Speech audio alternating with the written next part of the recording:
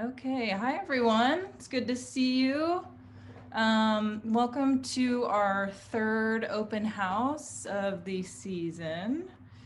My name is Kristina Lee. I'm the Director of Operations and Academic Advisor at the MFA Products of Design program at the School of Visual Arts. Thanks for being here with us. The theme of our open house session tonight is the Actualized Designer, between the personal and the professional. We will be discussing today how designers in varying stages of their careers have navigated through their respective design paths and how they have come to reconcile their personal lives with their professional ambitions. And before I dig deeper into this theme, I want to ask the group as a whole, what does it mean to become an actualized designer? It's just something to think about as we go through the presentations today. As a visual artist myself, I know the challenge of becoming and feeling like an actualized artist is all too well. It was sort of a mystery to me back in these days in the early aughts in Orange County, California, where I grew up, dreaming about being an artist in New York and trying to figure out what that would be like. In hindsight, that seems really quaint and I had no idea back then. So on a personal note, without getting too specific, I want to say, or I will say about my own career trajectory, it can be indeed confusing to know when to relinquish control of the path I imagine for myself and to let new voices, new possibilities, and new collaborations come in and affect my work as an artist. But now I've learned that allowing surprises and disruptions to happen in my career, welcome or not so welcome, that I'm letting myself grow and become more resilient through those disruptions, allowing them to happen. Allowing those things to happen, I learned to work with others, to be less stubborn and to listen. And I learned that becoming actualized and successful is pretty relative and a concept that transforms in my mind as time goes on. Another thought that I might add is that as creators and as entrepreneurs, the personal and the professional parts of ourselves don't always get to be separate, or they just aren't separate. At times they can feel so inextricably linked, which in my opinion raises the stakes of our respective careers and makes them much more exciting, interesting, and worthwhile, albeit complicated. And that is exactly what I am excited to learn about our guest tonight as we conclude the last of the three very exciting open house sessions. So let's get personal. But before we get personal, as we share our thoughts with you, I want to invite you to share yourselves with us. So say hello in the chat. Throughout the night, please feel free to comment and ask questions as much as you like in the chat. Our staff, that tonight being Alan, the chair of the department actually, will answer your questions to the best of our ability today. And if we don't cover anything today, we'll follow up with you afterwards individually. So to get the chat started, everyone please type your location and tell us what your dream job was when you were a child. And I invite our hosts, participants, and guests to do the same.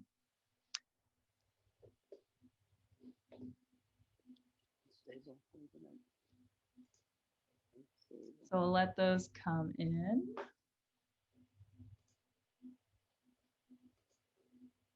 Welcome, Brooklyn, Queens. Got building trains, good, good. All right, and while those answers come in, I'm going to just talk a little bit about the department and our past events. So just to let you know, our previous open house events will be viewable online. So session 1, product design, negotiating the physical and the digital, hosted by Alan Chachanoff, is on our website, and we can drop the link to that video in the chat or send it to you near the end of the presentation. Session 2, Design for Social Value, Navigating Business and Justice, hosted by Jennifer Rittner, is also online. Please watch that on our website. So a little bit about the department if you want to keep in touch. If you'd like to receive updates from the department, please feel free to add your name to our mailing list. And while we promise not to send you unnecessary correspondence, we will send you our weekly, very informative newsletter that includes updates on the student, alumni, and faculty activities and goings-on in the department.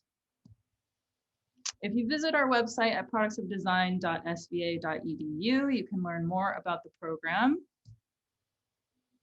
Read our department's manifesto that outlines our foundational values, review the curriculum and courses, meet the core faculty as well as our colleagues who contribute to workshops, and guest lectures where they share insights, case studies, skills, and often the kinds of personal anecdotes you only get in the room. Let's see. Back that up. While attending POD, students participate in a number of professional practice initiatives, including our annual job fair called Design Match. This is a photo from our last in real life Design Match, which welcomes around 30 companies every year to meet with students one-on-one. You can read about POD's partnership initiative with the Museum of Modern Art's Design Store, which we are proud to say offers students an opportunity to design products for their wholesale catalog. And finally, we hope that this information session will encourage you all to apply to our program, which you can do via the link on our website. The deadline is quickly approaching on January 15th. I believe that's this Friday. So if you're interested in applying, if you want to talk to us, get some more information, shoot us an email. And you can also go on our website and click through the application process that way. Okay. So back to the theme. Tonight will be about design paths, as we said, navigating the personal and the professional. That means a lot of different things. It's sort of intentionally left open so that our guests can bring what they would like to the table. So first, our current students and POD alumni will present some of the impressive projects that they have created here at Products of Design Department and beyond, and share some personal anecdotes about their personal and professional design journeys up to this current moment. Here is the lineup. Following that, we will meet a few of our amazing faculty members, Ayse Birsel, Sigi Moeslinger, Masamichi Udagawa, and Marc. They will introduce themselves and tell us a little bit about how they have navigated the challenges of creating an independent design life for themselves. I may ask them a few questions, time permitting, and I invite the alumni and current students to chime in during the faculty Q&A portion as well.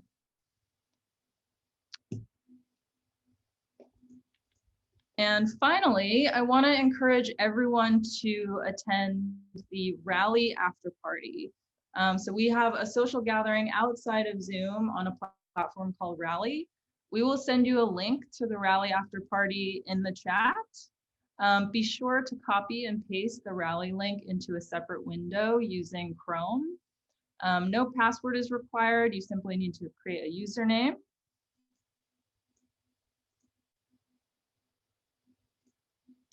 And the reason why you should go to the after party, you'll have a chance to chat with alumni and staff one-on-one or in small groups, meet some of the current students and ask questions and exchange stories.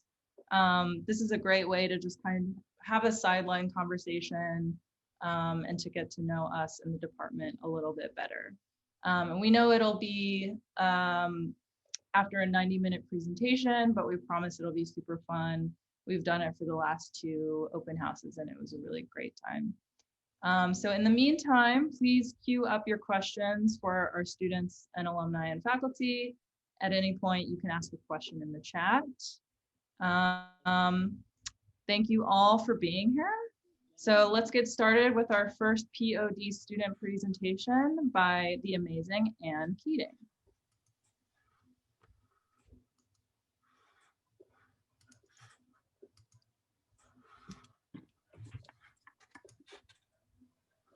Thank you, Kristina. For most of my life, I've drawn and made things and always wanted to go to art school. However, without a formal arts background, few programs would consider me. POD was the rare exception. With this in mind, I thought about today's theme of the actualized designer, and the word liminal came to mind. It describes where I find myself now and also the interplay between art making and my professional life over the years. In 1981, I drew this cover for the Army Engineering Battalion that my unit shared space with. It marks the beginning of making things for others, a process that I've always enjoyed.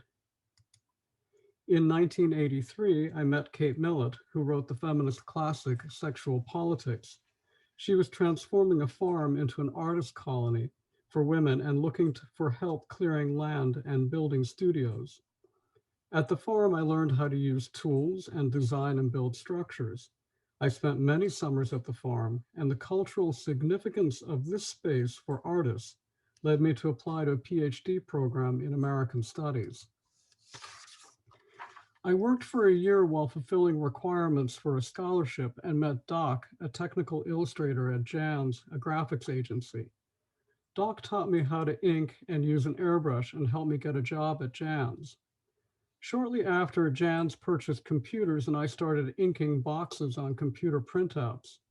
The speed of change from hand-drawn work to computer graphics rendered my job obsolete shortly after, and just as my scholarship came through.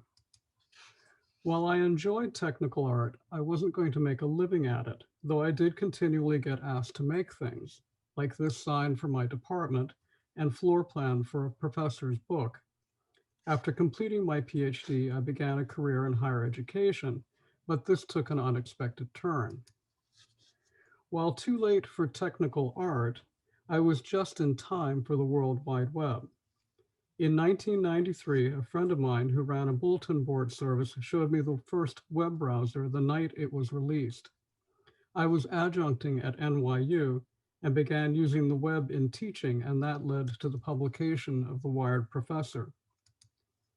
With that book, I got an educational technology job at a seminary and spent the next 14 years designing and building out the technology infrastructure.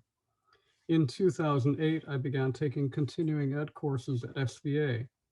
By the time I left the seminary, I had committed to focusing full-time on art. 2 years ago, I took my first design course at SVA and realized it was time to go deeper. POD was perfect as it welcomed applicants without formal design credentials and offered an interdisciplinary program of study.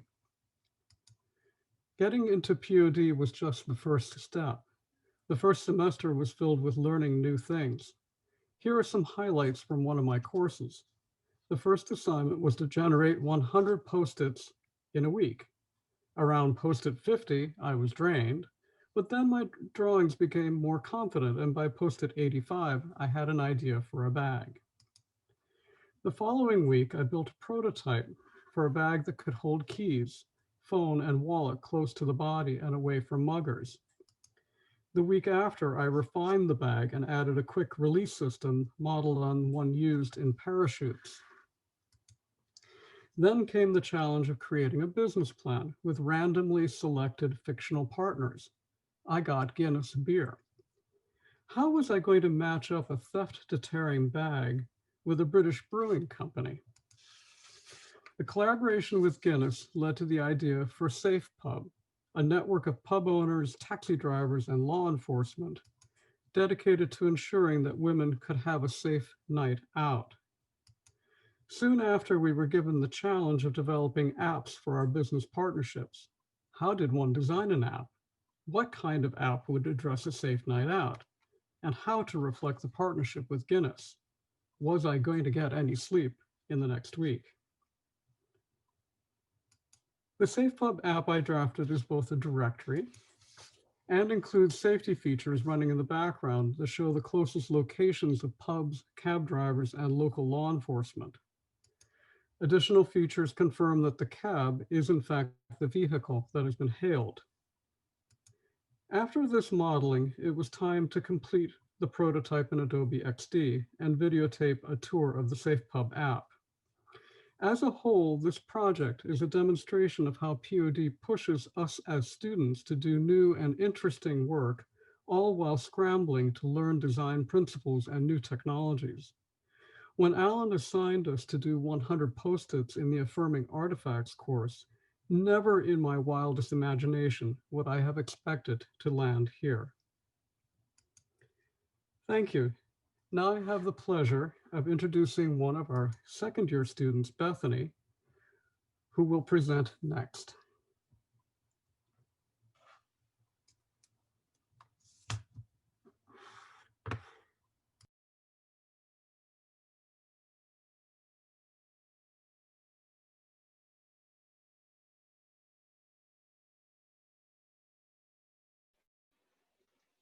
Hello, everyone. Thank you, Anne, for that. Can you see my screen? Great. We still see the, yeah, there you go. Oh, wait. Good. Yeah. Oh, dear. Oh. Okay. Am I in presenter mode? Is that? Yes, you are in presenter mode. Hold on. Take Technical difficulties. No rush.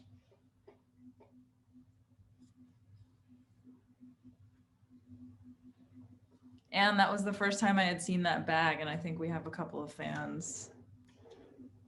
Oh, that's wonderful. It's a fun bag. You know, maybe in the summer when I have a little bit of time between classes, I'll spin off a few more versions of it. Yeah, please do. All right, let's try this again.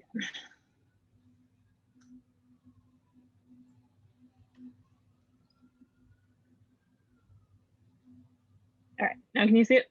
Yep, that looks great. Thank you. Awesome. All right, so hello, everyone. It's nice to see so many new faces here. I hope wherever you are in the world, you're doing well. My name's Bethany, and I'll be introducing you to some of my work, as well as my journey to end up here at POD. So to start out, I just want to say that, like many of you, I'm sure, I have a very eclectic collection of interests.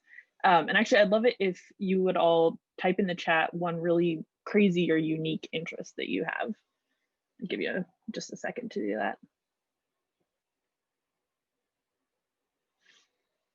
So the reason I bring this up is because I think each unique facet of a person's interests are important to the journey that they take in life. So for me, I started my professional journey as a homeschooled student in rural Vermont. I moved through agricultural mechanics, mechanical engineering, and biomedical engineering in my education before graduating and starting a full-time job. But after working for a little over a year, I realized that I had an unfulfilled creative bug. I wanted to explore how to innovate, not just create. And that's why I ended up at POD. Since being at SVA, I've been able to explore a variety of new skills and create projects in many sectors. This is where I want to bring your attention back to the idea of interest shaping and defining your journey. These projects that I'm going to show you vary greatly from the projects that my classmates created using the same exact prompts. And you can see some of the interests that I have reflected in each of them. First, I'd like to introduce you to Gatekeepers. This is a game that I created with my dad based on a co-designed prompt from our class on social values. My dad loves board games because they bring people together physically and emotionally. With this in mind, he helped me create this board game, which is designed for players to bring their own unique personality to a common game through a modular game format. The next project I want to share with you is called Con. Simply put, Con is a public installation that is intended to spark controversy by forcing users to re-examine their biases and views on the world. The experience of Con is curated through an app, which provides the user with opposition to their choices when they scan an option from the installation. Next, as a part of our Making Studio class, we were able to learn how to make innovative interactive items. through the use of Arduino, while also constructing Halloween costumes, which we then wore in the New York City parade that year. I was dressed as a witch, so I had a staff that lit up when I grabbed it, as well as this hat. The final projects I want to show you before getting into my thesis work are from last year's collaboration with the wholesale department of the MoMA store. This first product is a dish set that I proposed to them. And this next one is a set of candle holders. So the constraint for this project was actually that we had to use one out of a handful of eco-friendly materials from a catalog that they had supplied to us. Finally, I want to talk to you about my thesis, which explores the question, as a majority of school systems in the rural US are limited to typical factory model classrooms and curriculums, how might products of design unlock the potential of kinesthetic learners and encourage enthusiastic learning behaviors? The first product that I created based on a prompt for a potential product that could be made at home was this set of paddles, which are intended for use in virtual classrooms. These paddles represent common thoughts, emotions, or questions that students might have, such as, I like this idea, or I need a bio break. The paddles can easily be printed and assembled at home for the students to use in class.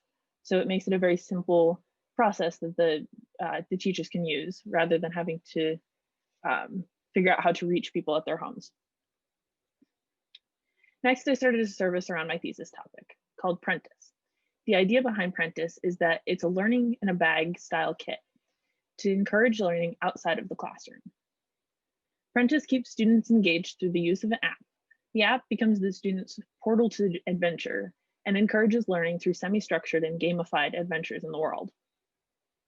Finally, I created Gambi, which is a tool that can be found in the Prentice kit. It is a gaming style blanket that has a small checkerboard on one side with playing pieces for sit and play style gameplay. On the other side, it has a large checkerboard for students to use as a game board with themselves as the playing pieces. Both sides can be used for traditional games like checkers or chess, or can be used for the students to create their own rules of gameplay. This is my progress so far as I continue to explore my thesis in the coming semester.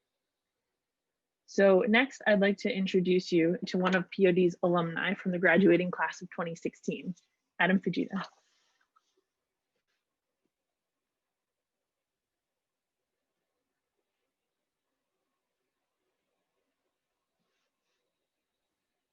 Hi, everybody. Let's see here.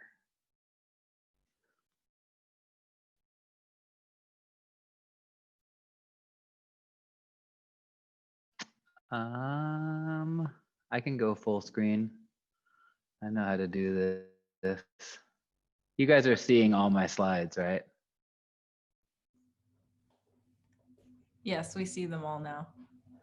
Why can't I go full screen?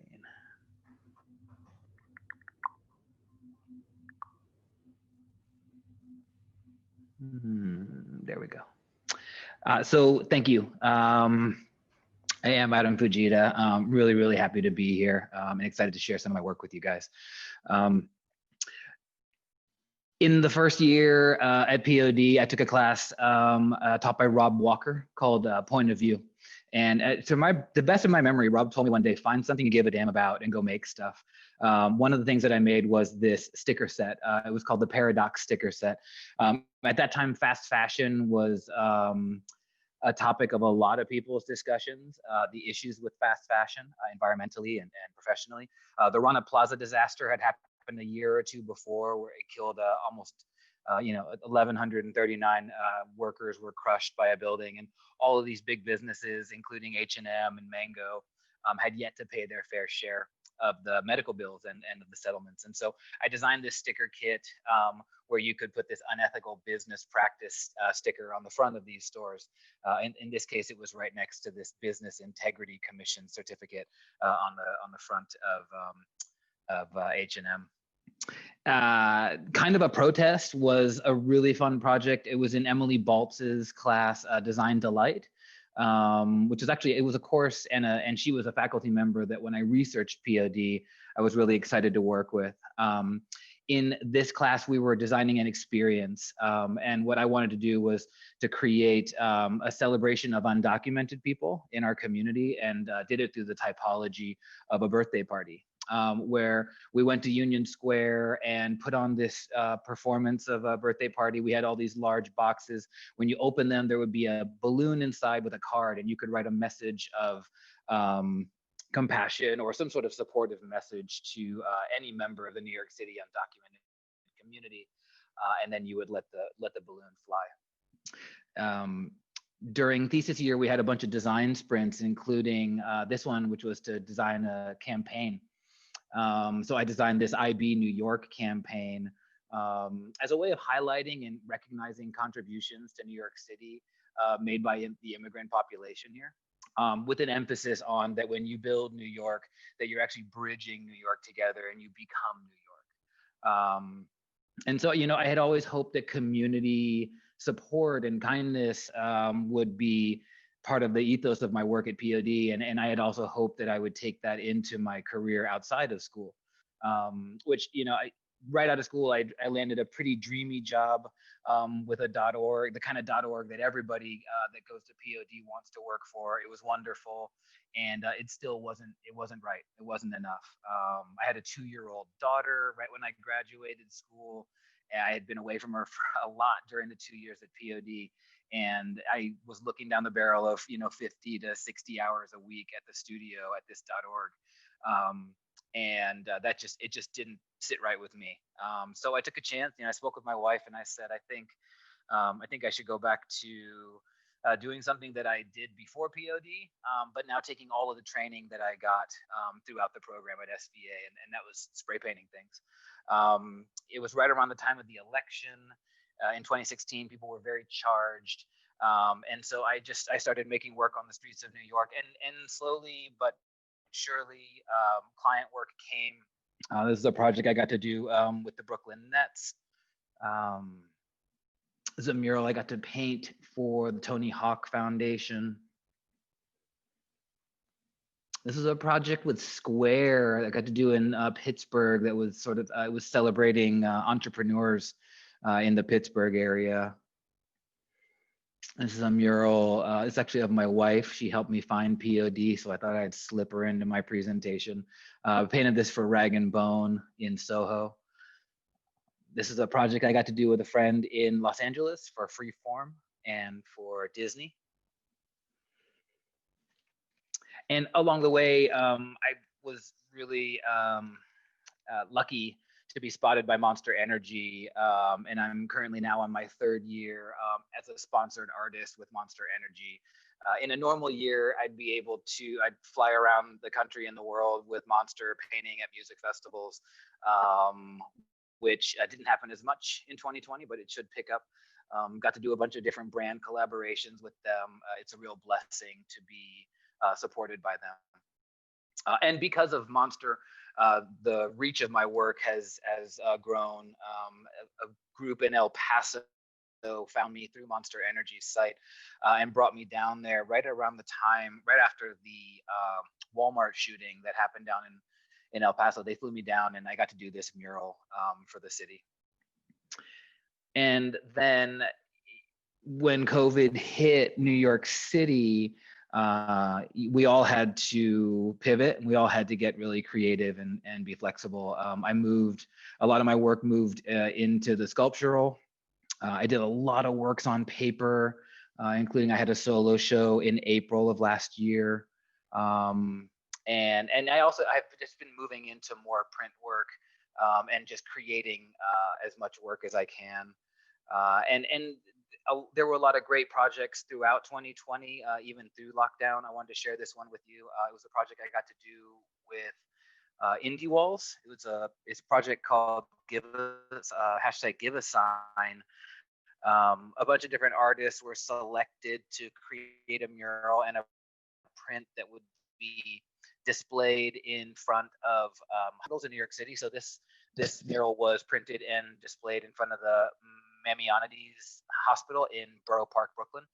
We also gave 200 of these prints to the frontline healthcare workers that were inside of the building. It was a really rewarding project. So was this right around similar time this summer, the LGBTQIA community on Twitter took over the Proud Boys hashtag. And I was really happy to be able to support that idea, kind of jump on the bandwagon and create a piece of art to push back on that group. And another real standout project from 2020 was being able to be a part of the Biden by Design initiative. Thank you, Alan, for dropping my name in the hat on that. But it was a real special thing to be able to contribute to the Biden campaign, to the Biden Harris campaign. And I presume this is hanging in Joe Biden's office as we speak. I hope it is. And yeah, that's it. Thank you so much. It is now my distinct honor to introduce POD 2017 alumni Arjun Kalyanpur.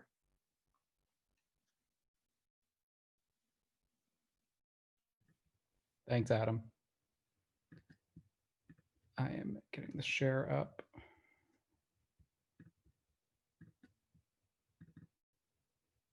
All right, can everyone see this? Great. Adam, always a pleasure to follow you in any sort of presentation after you show all your amazing talents and skills. This is going to be a bit different. I am not a celebrated famous graffiti artist, but we'll do our best to show you some interesting stuff. So hi, my name's Arjun. I'm a senior creative strategist in the product strategy department at Code and Theory, which is an agency based in New York City. I'm currently in Nevada. If you can see some natural light filtering in, I'm visiting my parents for a month or so before heading back to New York. In a nutshell, what I do is work with clients across different industries to help define, design, build, and launch large-scale digital products like websites and apps. So we do a little bit, we're full vertical from original concept all the way through to development. Here's what I'm going to cover, or try to cover in 4 minutes, given my time limit. A little bit about me, what I did at POD and how that informed ultimately what I'm doing at Code and Theory, and then some lessons that POD gave me that helped prepare me for my professional life. Now, some of you might be thinking, in a 4-minute presentation, why did he waste 20 seconds on a table of contents slide? But alas, here we are. So one of actually the best things that I want to say, I had a whole little section or spiel planned for this slide. But now that I've seen Anne and Bethany's presentations, it's amazing that, to reinforce that POD accepts people from unconventional backgrounds. I think that's one of its superpowers, that you learn from people that have had such distinct life experiences and professional experiences that they can teach you about. And Bethany, it is lovely to meet someone else that went the, very common biomedical engineering to design route. So my life started in New Jersey. I studied engineering out in California. Was convinced my career was going to be in biomedical engineering with a little bit of engineering management on the side. So I went to Duke for 3 years for graduate school before pivoting into more packaging design, which is, yes, a skincare brand. And then going back to school when I recognized that I needed to not only learn a little bit more about the different design disciplines that I found interesting, but develop a network that could connect me to the New York design scene. And out of products of design, I worked at a company called 10X Beta through the Design Match event that Kristina talked about earlier, where I had a very successful internship and worked there for a year working on medical devices, robotics, and all sorts of physical products, before eventually landing at Code and Theory doing digital products. This is a little bit personal. I would say that everyone's path to POD and through POD is different. Mine has always been, as Alan has called me, the pragmatist, always a little bit more on the practical side. I was always interested in combining creativity and business, whether it was through my engineering work or now my design and strategy work, to solve what I found to be complex challenges in a really feasible or executable way. So what does that look like POD? I've chosen to highlight a few projects from year 1 and year 2 that, when they were the most memorable, and as I was reflecting on them, I realized it's because they probably laid the foundation for the work I do now the most of any of the amazing classes. Every class contributed, but these two really laid a base that I now build off of and utilize every day. So the first was in year 1, design research and integration, which was a class run by IDEO. This class is amazing. That video features our very own Adam Fujita. Adam, that wasn't intentional, before I even knew you were going to be here, I had this slide created. But the topic changes every year. And in 2017, it was about exploring the intersection of design and graffiti.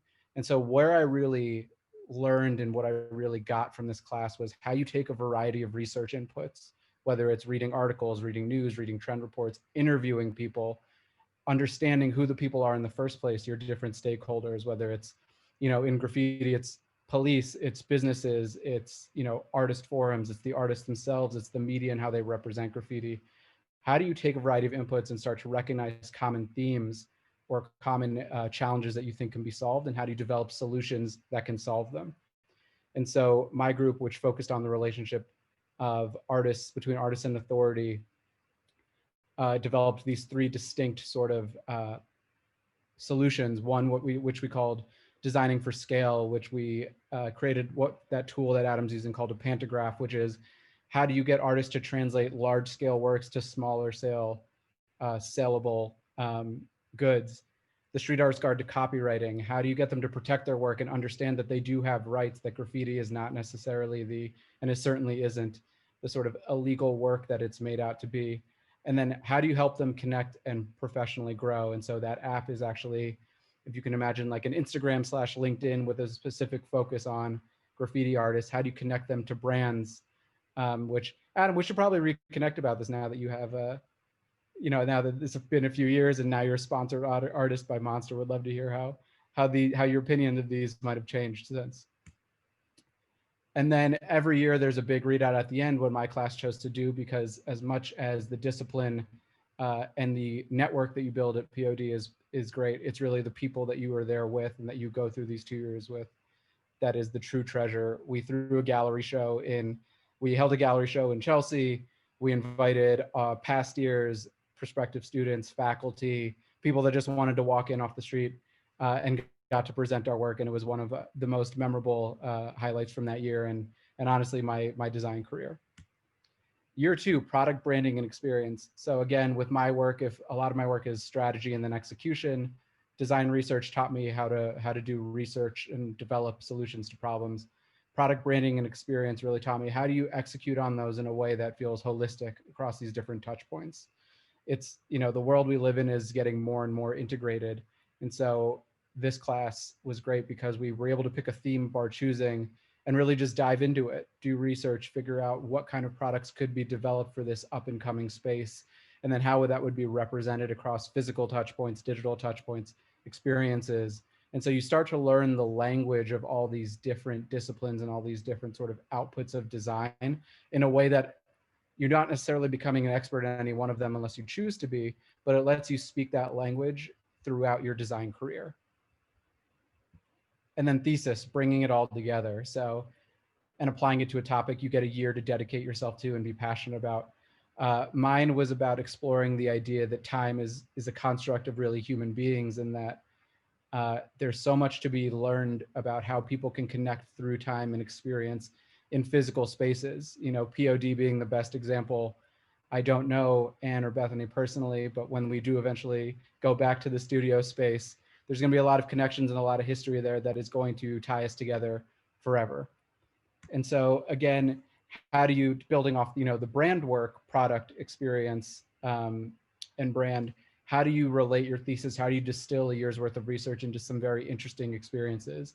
And so my thesis's experience explored how even the most mundane object, a toy truck that I bought for $1, could then have more value conferred upon it by people just having a really interesting or really novel experience with it. And so I developed, the Keepsake travel agency is what it was called, where I gave users a map of New York and a mundane object, and I asked them to just go around for the day and take photos at these places and look for certain things. And then at the end, really talk about, understand if they would be willing to give back the truck for 20 times that amount. So I offered them $20, $40 to give the truck back, and just to determine whether they would, and the people I participated in this wouldn't. So it was an interesting sort of exploration of how memory can be applied to inanimate objects to increase its value. Thesis is service. So how do you connect, with people through a travel agency? So this travel agency called Pilgrimage is based on the idea that you can recreate the trips of historical figures that you admire, childhood trips that you remember, but are too young to remember the details of, or if you've lost someone that themselves had a transformative experience in a place. The idea here is that this would help you sort of plan that trip and have that trip. And then lastly, Thesis is product and app. The idea here was that really probably the most literal sort of transliteration of my idea into a product or a design artifact was that this beacon was the product. You would buy this, you would set this up in a space to almost like a public use. And then people would just, as they walk by, it would be very local or hyper local. It'd be like within 10 feet, you'd get a ping and you could see all the memories over time associated with that place and then be encouraged to add to that library. And so in a city like New York, this felt particularly resonant because there's millions of stories that happen every day in these innocuous locations. So how do we surface those stories? How do we connect people through those stories?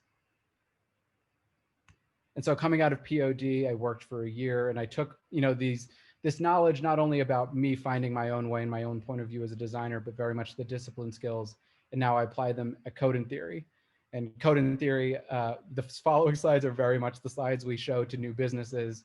So while we use those to win new work, I'm going to use them to make you believe that I know what I'm talking about. So we are a digital first creative agency. We're strategically driven, and this is an important note. One way that POD prepared me for this role and was really been a strength is that the company really puts strategy first. So not just being able to design beautiful sites and develop them, but really having a research-backed approach to delivering on them. So every decision that we make is backed by some form of research or strategy that ladders up to a larger business goal. We work across the entire end-to-end customer journey in much the same way that the classes at POD encourage you, whether it's affirming artifacts where you're building press releases and business models, or Thesis where you're developing services. How do you account for every aspect of a customer's journey with your design artifact? And then agents of change really, and I think the personal here is getting more and more integrated into the work we do. How do we select clients that represent our ideals? How do we work with clients to encourage them to be better, not just in terms of the product we're delivering for them, but the organization themselves? Again, this is really about how our belief is not that these things are isolated artifacts, but that they're synchronized systems. As Alan likes to say, we're designing large scale consequences that all ladder up to that all these different points ladder up to. We do a lot of different services, of which data analytics, research, and testing is at the core. This is the slide we show to brag about ourselves. Again, we've been fortunate to be recognized by some relatively impressive agencies. I think the one we're most proud of is the Ffe Awards, because that's really about efficacy and efficiency, and my engineering brain responds to that one quite a bit. Lots of offices, lots of people, multiple disciplines across the entire journey, of which product strategy, which is really about the formation and building of apps, is one of them, and where I do all of my work, with some slight interface across the brand experience and content strategy roles. So some clients I've worked on over the years, unfortunately I can't show a lot of this work, but I have highlighted two, both of which are incidentally, I realize now, relate to politics.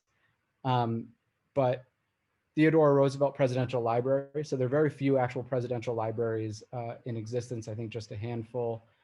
And we were approached by a group that wants to raise money to create one for Theodore Roosevelt because they find his beliefs to be quite resonant today. He was someone that embodied sort of oxymorons and the idea that you could bridge the gap between two very distinct points of view, which I think is something that's particularly relevant today. And at the same time, he had a lot of interests that were ahead of his time in terms of his approach towards industry and monopolization and the environment. And so we were tasked with creating a site that could not only present a modern approach to what a digital first presidential library could be, but also set itself up to scale in the future as the library is being built out. So this library is still in the early stages. If you look it up on Google, you'll see that they just chose an architect to build it in North Dakota. But this, this website, as you can see, a lot of the lessons applied towards very tactically mobile and desktop thinking, but also what it means to create a mission for an organization and have that mission be scalable. A lot of thought went into how we set up this library, presidential library, to not only fundraise today, but create a library that is digitally and uniquely distinct in the future. And then another thing POD does great is it teaches you to brag about your teammates as much as you like to talk about yourself. I have not touched this project, but this is one of my favorite. I've touched on it very minimally, I'll say. I've sneezed on it is what I like to tell people. But we have this insanely talented team at Code and Theory that in 2018 were tasked with rebuilding the magic wall of CNN. And so this team has worked the last 3 years to talk about midterm elections, primaries, the presidential election across different apps. How do you work almost embedded in an organization like CNN to, almost visualize data in a way that the average user can understand why these things are important, what are the stories of our democracy, and how do we bring those to light? And it was beyond rewarding to see that team get recognized with how much, especially the Magic Wall, all election coverage, but specifically CNN and the Magic Wall really blew up social media. And so this project involved everything from development, design, and strategy really coming together to produce something wholly unique that was such an interesting and present part of election coverage over the last few months. So lessons learned here and there. These are the lessons that I learned at POD. Some of these might be very familiar or obvious to you, but I feel like every moment at POD reinforced these within me and have allowed me to succeed in my professional career. Being comfortable with change. Every class, every teammate, every peer, every professor, and even your own projects are going to challenge you, and change, especially in the context or the mental model of school, can feel like you're doing something wrong when really they're just part of a natural evolution that's only going to make your work better. Always be flexible, always figure out a new plan of attack. Those people that have been at agencies on this call, you know this. Clients, budget, timeline, things change basically overnight, and it's just how you adapt to that change that really defines success. Good creatives create excellent work. Great creatives are great storytellers. Every class at POD requires you to present, to hone your craft, to be better at constructing and telling narratives. So great slide to put in while of you that think I did a poor job, you have something to be better than. But no, I think being a great storyteller and telling the story of your solution, not just what the end result is, but how you got there, is something that I found immensely helpful in my career. And lastly, if your name is on it, persevere and treat it like it's the only thing you'll ever produce. POD is, and your teammates and your instructors, again, they will push you to own perseverance and grit and passion. And I think, in my opinion, the biggest key to success in any industry, whether it's this or my engineering career, is just persevering and being passionate about what you do. So thank you. I didn't do that in 4 minutes. That's what you get when you practice, when you believe that you can do something in 4 minutes. But it is my distinct pleasure to introduce Panisa, who I overlap with POD and I consider a friend. Thank you, Arjun. My presentation's a little longer than 4 minutes as well, but I will try to make it fast. No worries, Panisa. I'm just going to interrupt really quickly to say these presentations are so excellent, and I just want to encourage the students who have presented so far and the alumni to maybe try to answer that question, like, what does becoming an actualized designer mean to you? Or maybe how has that conception changed since you've graduated or attended POD? And then on a personal note, just seeing the alumni connections here, how have the alumni connections or the connection to POD kind of affected you in the years that you've been outside of the school? And I think that that's obviously a question for the alumni. So if you guys want to chime into the chat and kind of answer those questions there, that would be excellent. And Panisa, I will hand it back to you. Hi, okay, thank you. So again, my name is Panisa Khumprasert, and I'm talking to you here from Thailand. It was just where I was born and raised, and I graduated undergrad as an industrial designer from Chulalongkorn University in Bangkok. and decided to go to POD for master, which is where my amazing 4 years in New York journey begin. And these are some images of my very first object that I made at POD, which is from a transitioning workshop class. And I found this project very personal because it's my first project that I fully expressed my style and my sense of aesthetic. And it's kind of sets the tone for the rest of my year in POD for the, as for the design wise. And over the course of 2 years at POD, I was very interested in the social and emotional aspects of design. So my project often involved exploring personal insecurity and challenging societal perceptions and certain behaviors. For example, this project I really love. I did it with my partner Lou from the branding class, and it's exploring the social stigma in crying. So we found that crying is actually a therapeutic way to release stress and depression, and wanted to change the general view of crying as weakness. So we created Glamour. It is a beauty brand that's specialized in eye care. The product empower women that it is okay to cry it out loud. So we create this experience to be more elegant and to treat your sore eye after cry. So one of my most favorite memory in POD was the time that I spent working on my thesis. Hereafter is my thesis, and it's a project that explored the aftermath of death, grief, bereavement, and closure. So I first went through my personal stuff, and I found this on the left-hand side, an organ donation card that I registered in Thailand.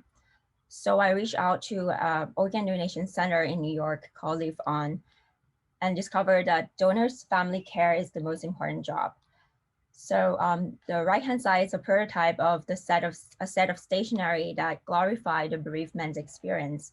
So it allows the donor to pass on the legacy to the people they left behind. And the next project within my thesis is from Design Delight class. So at first it was very challenging to design something around death when it comes to design delight. So, after multiple prototype and with the guidance of our instructor and friends, the Grieving Wall was born. And the Grieving Wall was installed in a community garden in the East Village in a beautiful spring day. And neighbors and visitors can allowed to come in and read messages and write messages to their lost loved ones and hang them on the wall to create this collective art piece that express grief and love. The Grieving Wall was also acquired by Live On, the Organ Donation Center, and was used multiple times in their after service events. As an industrial designer, I love to physicalize things. So the third project is called Illusion. It was about making the invisible visible, the emotion into actions. So in my culture, we were always taught to put grief on this behind a wall and put the disease belonging away. This morning altar, however, is designed to convert that idea. So it is an elegant piece of furniture that can be hung on your living room, and it allows grief to be externalized. So to wrap it up, Thesis at POD is actually my very personal journey. So growing up in a society that doesn't talk about death, it was the first time in my life that I ever talk about my siblings, my twin sister and my younger brother, who passed away in a car accident when I was 13. So it was a real liberation for me. So don't get me all wrong, I wasn't always crying and emotional at POD. So these are some examples of the colorful and very fun project that I did. I was very grateful and appreciate the opportunity to pitch this geo-stacking coaster idea to MoMA Retail. We were one of the first year that get to pitch the ideas to MoMA. So these are the early prototype of the idea. And after months of R&D, we come up with this current design that are practical and very cost efficient, and they've been selling very well. So 2018 was probably my best year in New York City because MoMA decided to honor the partnership with POD, and they have our products at the window of the MoMA design store. And coincidentally, I was working there at MoMA at that year. So after graduation, I stick around NYC and did a few internships. And one of those was at the MoMA Retail's creative team. And I got, after the internship, I got offered a visual design position. So I learned so much from working there by playing multiple roles, from being a project manager, a visual designer, product developer, and even a laborer. Besides those, the bonuses I get from MoMA is actually the relationship and connection with the people there. So after the Geo stacking coaster success, I pitched another project to MoMA.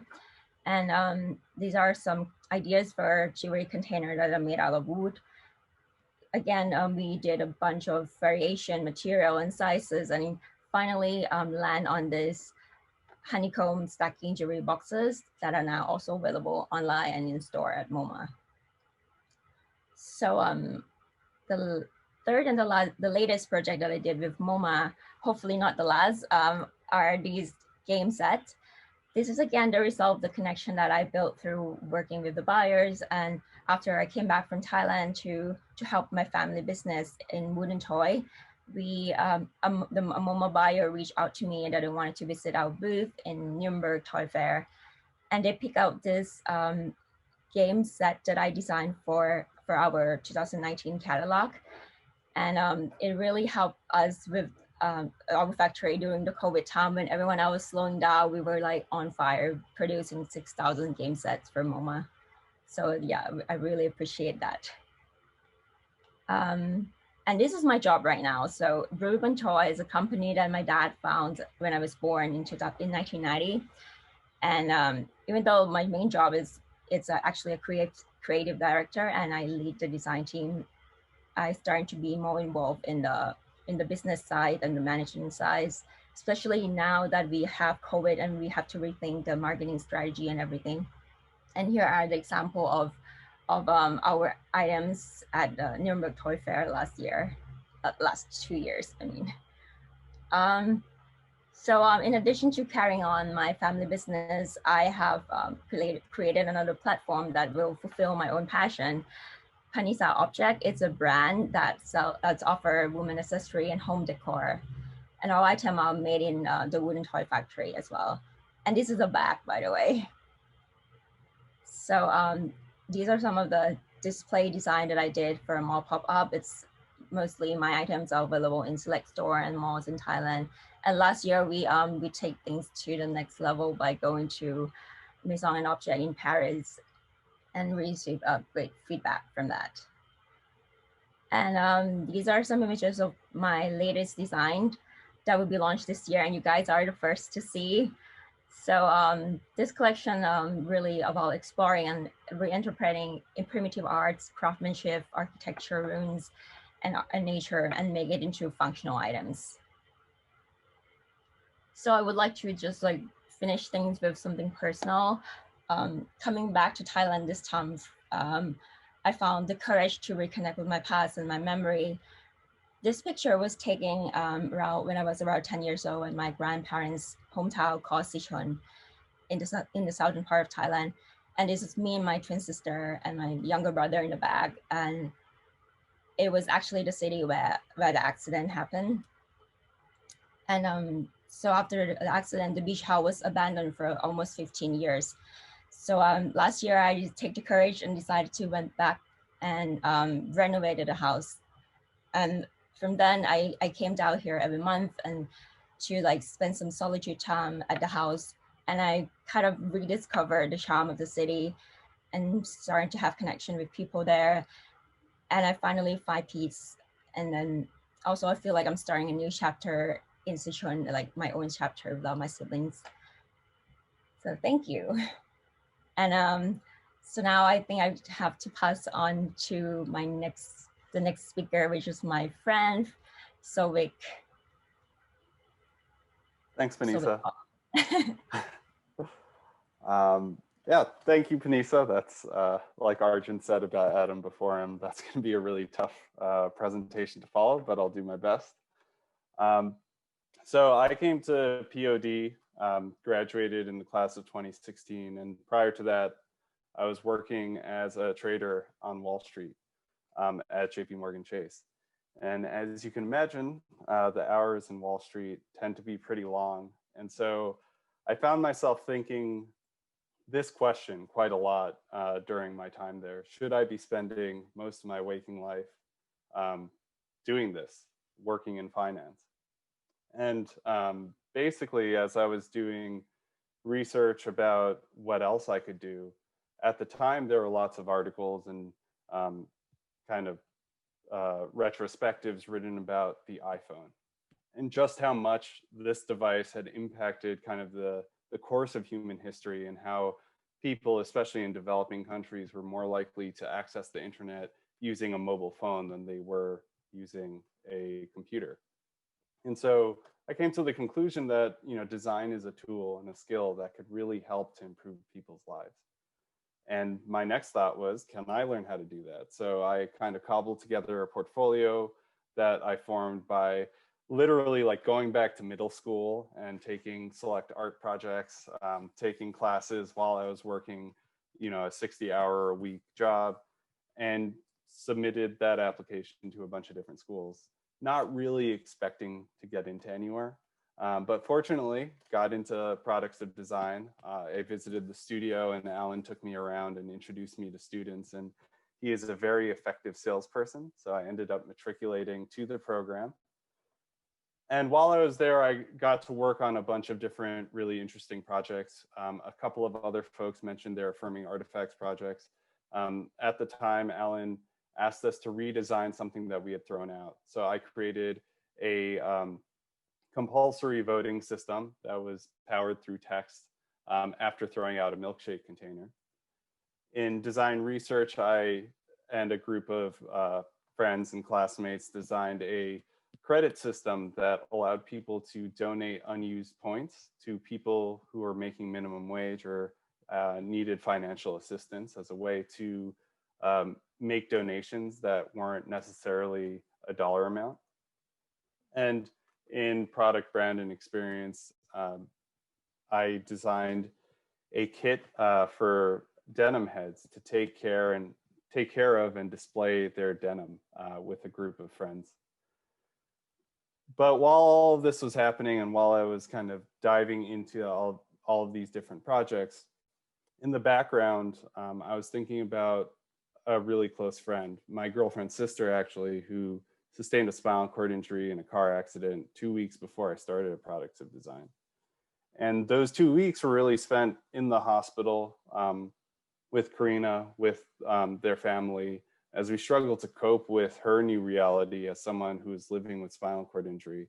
And I had to contend with the decision of whether or not to even go to grad school. And the only way that I could reconcile the kind of selfish decision to go to grad school with what happened to my girlfriend's family was this statement. You know, if design can help improve lives, then it has to be able to help in this specific situation. So throughout my thesis here, I really focused on spinal cord injury, trying to learn everything I could about the medicine, about what it's like to rehabilitate from an injury like that. And so I ended up designing a couple of different products, services, and experiences.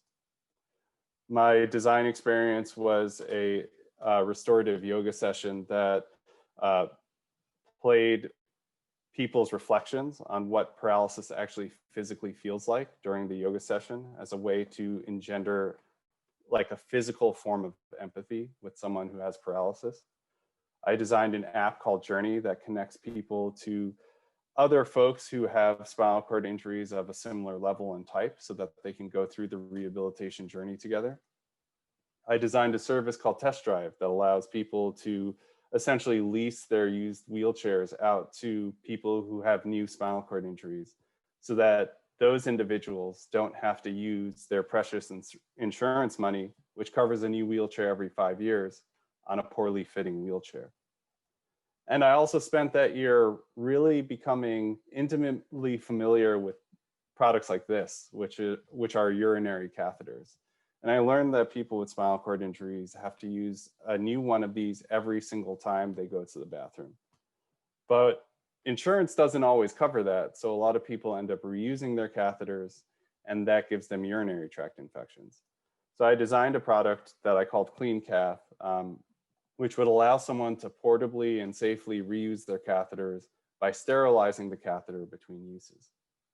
And it was probably this project more than any other that led to me joining the ranks of J&J Design. That's Johnson & Johnson's in-house design consultancy. And this was actually a position that I got through Design Match the year that I was graduating. And so I worked at Johnson & Johnson for 3 years as a design strategist and project manager focusing on consumer medical devices. Because Johnson & Johnson is Johnson & Johnson, I can't really share any details whatsoever about any of the projects that I worked on. But at the same time as I was doing that, I was really thinking on this question: what does it take to turn a graduate school thesis project into a real product?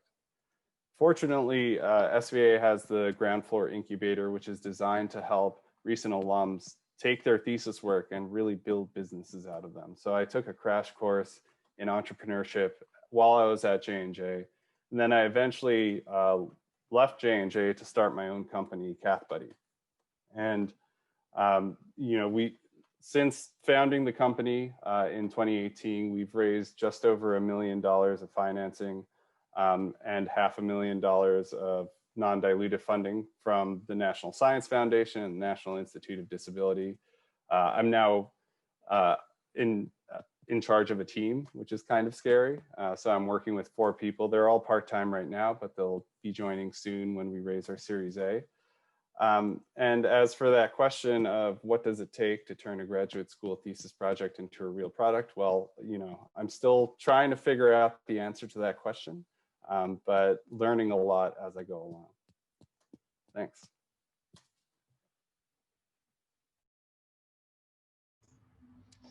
That was amazing. Thank you so much to the current POD students and the POD alumni for sharing all of your amazing work. Congratulations on all of the things you've achieved, and it's been really amazing for me to get to know you and your work over the last couple of years while I've been here. So next we will have our faculty portion. I've asked the faculty to just give a 60-second introduction about themselves, to talk about the courses that they teach at POD, and to speak to the role that the personal plays in their professional roles as designers and as instructors. If there's time, we have about, I'd say 20 minutes left before we go into rally. So if there's time, we can open up for questions, or we can just take them in rally. And next up to speak will be Ayse. And I think Ayse has a few images to share with us. Thank you, Ayse. Hi, Kristina. Thank you so much. Hi, everyone. It's really so wonderful to see you. Some of my amazing students, past students and future students. So thank you very much for having me here. Let me share my screen. And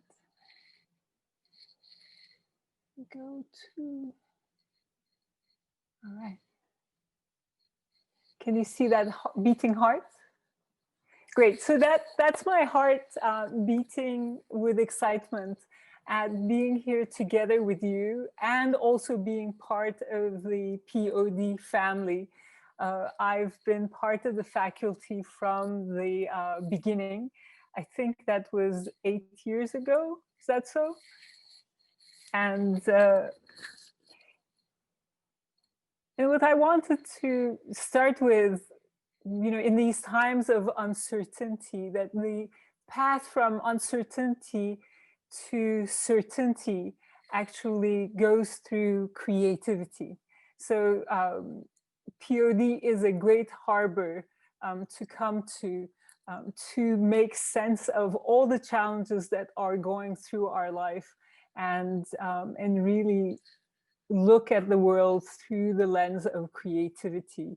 And I do that with my partner Birsel, and I think we're one of the very few, and perhaps the only industrial design studio that's co-owned by a woman and a Black designer. And here are two kids who are now a little bit older. And what I teach is at the intersection of design and life. And it's applying design process, my design process, deconstruction, reconstruction, which has these 4 steps of deconstructing something, looking at the parts from a new perspective, then putting back the parts together in reconstruction and giving it form through expression, which we use with all of our clients today, from Herman Miller, IKEA to Toyota, designing everything from office systems to concept automobiles, but also applying the very same process to perhaps what is our biggest project, our life. And with that, designing the life you love.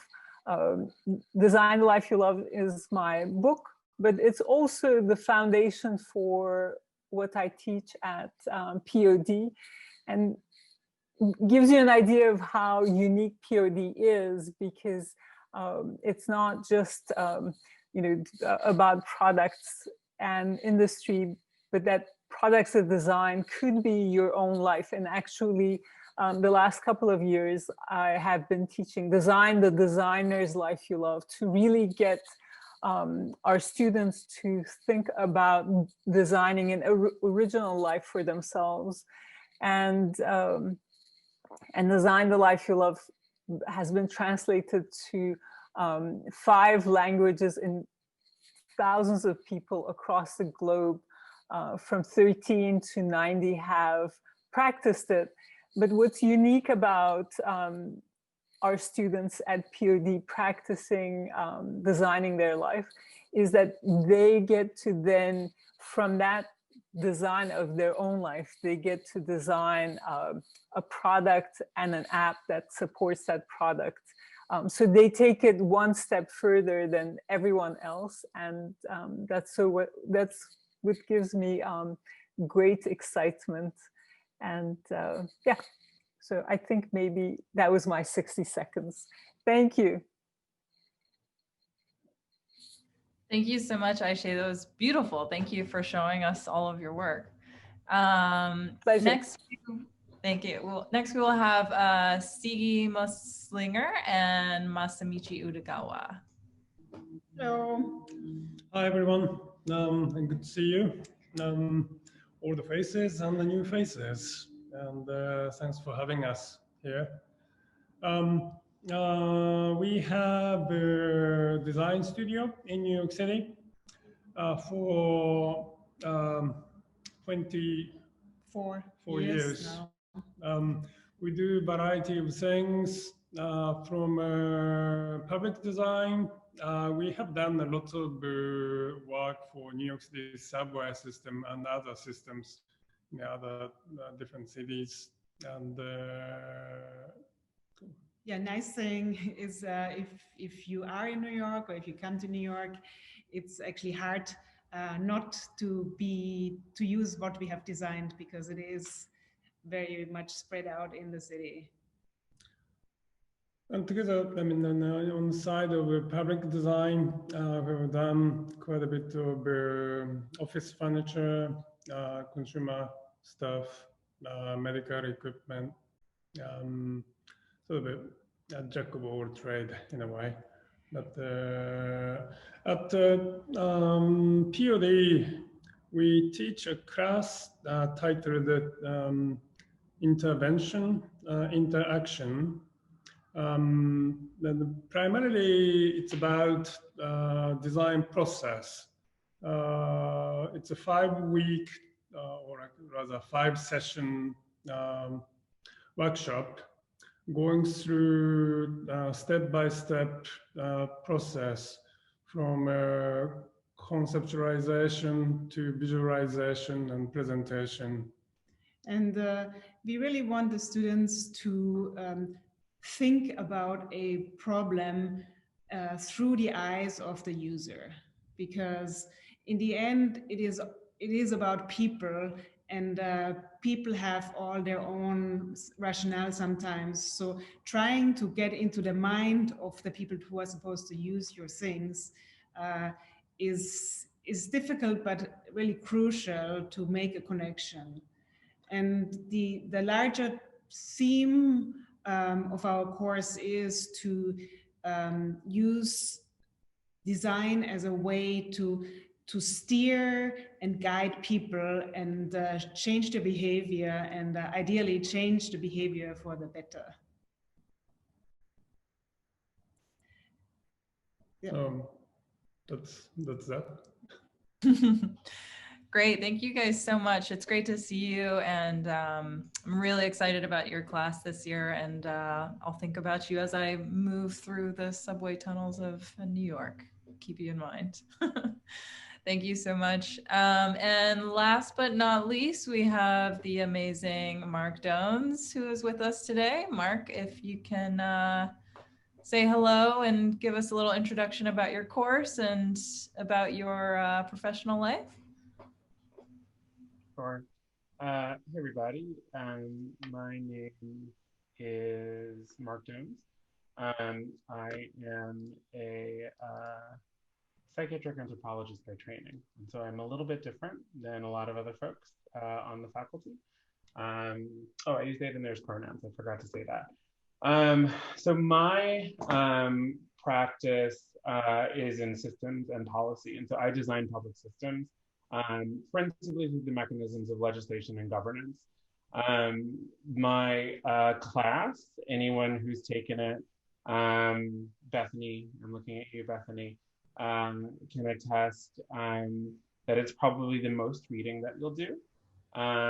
It is just vigorously nodding, thank you, Bethany.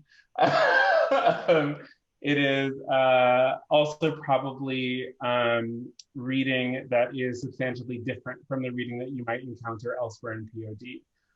And the purpose for that is that, so my course is called Designing Justice, and the purpose for that is that as you become fully instantiated designers, right, as you sort of take that journey, you will become responsible for channeling the intentions of people into material things, or into, frankly, even more powerful systems and structures around them that govern those material realities. And the question in front of you, the very real question will be, will you do that with justice in mind, right?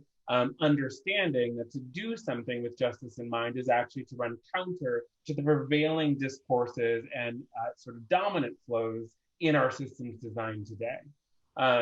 And so the work that we do in my course is less about learning how to build and more about learning how to think and to respect and to understand that at the end of all of your POD work, what you'll have is a really powerful set of tools. And so the question will be, right, like how do you use those tools, and whether or not you think of yourself as a person who knows what's best for everybody, or a person who is willing to learn from people what they want for themselves. So that is the sort of fundamental structure of the work that we do in Designing Justice. I also will be starting next year doing some work around helping support some of the thesis work and some of the thinking that folks will do as they try to incorporate some of the methods that we talk about in my course into some of the work that they do to finish out their time at POD. I think that the only other thing that I would say, just to sort of briefly answer Kristina's prompt, theoretically I am a designer. I make things, right, and people live inside those things. I think that the sort of question about sort of what is the personal journey, right, that I've taken inside that space, is that my entire career, I think I've been looking for spaces inside which I did not first feel like I had to instantiate myself through a set of professional or careerist or essentially white dominant lenses, right? Like, how do I, like, where are the spaces where showing up as a queer, Black, non-binary person is in and of itself enough to justify that I have something to say that is worth listening to? And the fundamental fact is that those spaces don't actually exist. And so the design work that I do is about making spaces for people to be able to show up in that way, because that right, that privilege, right, is not afforded to so many of us.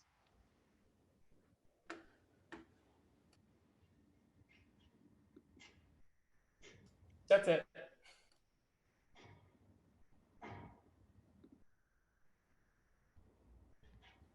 Kristina, you're on mute. Thank you. Classic Zoom mistake. Right at the end, of course. Let my guard down. It's been so fantastic to hear all of you speak. Again, Marc, I'm super excited about your class, Ayse's class, Sigi and Masamichi's class. I'm excited for. I want to take everyone's classes. I know, right? Every time especially when you see, you hear like Marc and Sigrid and Massimo, and then but also the student work. It's just makes me want to go back to school.